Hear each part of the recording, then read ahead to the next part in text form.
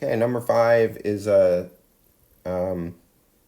not really a digit problem. It just basically says the sum of two numbers is 73. When the smaller number is subtracted from twice the greater number, the result is 50. So you have to be careful here. This is not talking about digits. This is just talking about two numbers, right? So I'm going to say let x represent the first number, the smaller number, and let y represent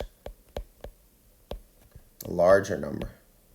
And I could have just said let it represent number 1 and number 2. Okay, so now it says the sum of two numbers is 73. So x plus y equals 73.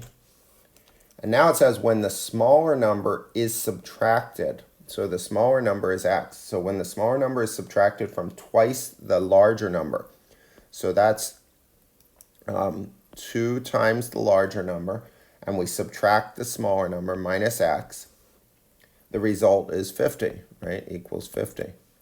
And there's our two equations.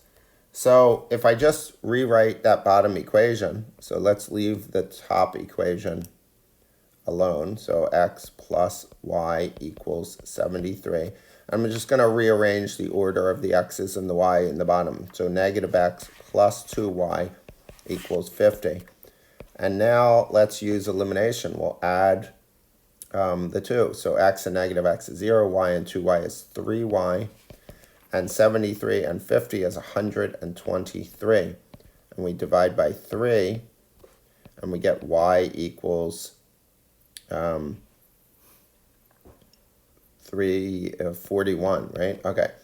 And then the other equation is x plus y equals 73, and I substitute in x plus 41 equals 73, subtract 41, and we get x equals 32.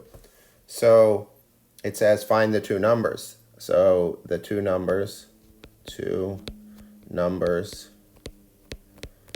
are 32 and 41.